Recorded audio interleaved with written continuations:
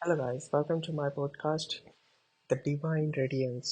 And आज हम सीखेंगे आंतरिक उल्लास का विकास, which is called the development of inner joy. And also the development of inner joy could be possible by the sacrifice and the service through true love and give proof. So इसके पीछे एक story है और उस story से हमें पता चलेगा कि आंतरिक उल्लास कैसे अपने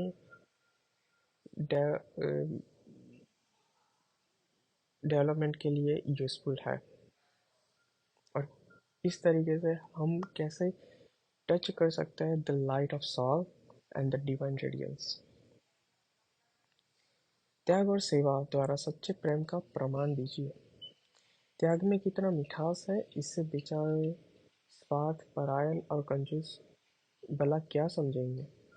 जो इसके अमर मिठास का आस्वादन करना चाहते हैं, उनकी नीति होनी चाहिए, आप लीजिए, मुझे नहीं चाहिए। यही नीति है जिसके आधार पर सुख और शांति का होना संभव है। मैं लूँगा, आपको न दूँगा की नीति को अपनाकर कैकेयी ने अयोध्या को नरक बना दिया था। सारी नगरी विलाप कर रही थी, दशरथ ने तो प्राण ही दे दिए। राजभवन मरघट की तरह शोकपूर्ण हो गया। राम जैसे निर्दोष तपस्वी को वनवास ग्रहण करना पड़ा। किंतु जब आप लीजिए, मुझे नहीं चाहिए की नीति व्यवहार में आई, तो दूसरे ही दृश्य हो गए। राम ने राज्याधिकार को त्यागते हुए भरत से कहा, बंधु, तुम्हें राज्य सुख प्राप्त हो, मुझे यह नहीं चाहिए। सीता ने कहा, नाथ, ये राज्य भवन मुझे चाहिए, मैं तो आपके साथ रहूंगी। सुमित्रा ने लक्ष्मण से कहा, अवध तुम्हारा कम कुछ नहीं, जो पे राम सिया बिन नहीं। पुत्र, जहाँ राम रहे वहीं अयोध्या मानते हुए एक उनके साथ रहो। कैसा स्वर्गीय प्रसंग है। भरत ने तो इस नीति को और भी सुंदर ढंग से चरितार्थ किया।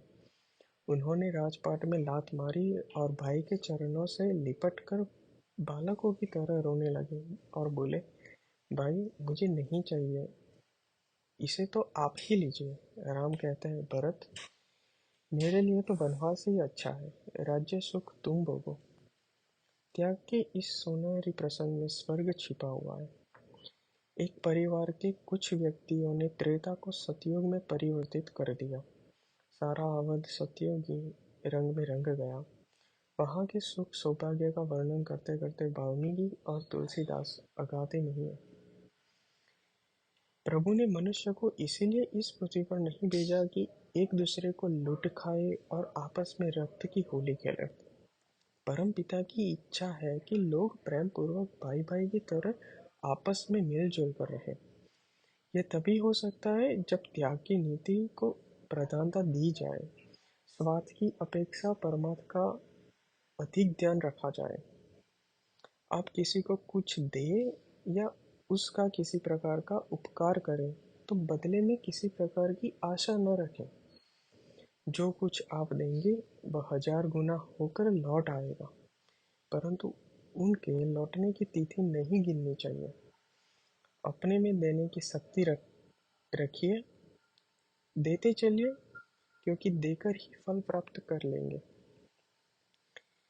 ध्यानपूर्वक देखिए, सारा विश्व आपको कुछ दे रहा है। जितने आनंददायक पदार्थ आपके पास है, वे सब आपके ही बनाए हुए नहीं है, वरन वे दूसरों के द्वारा आपको प्राप्त होते हैं। फिर आप दूसरों को देने में इतना संकोच क्यों करते हो।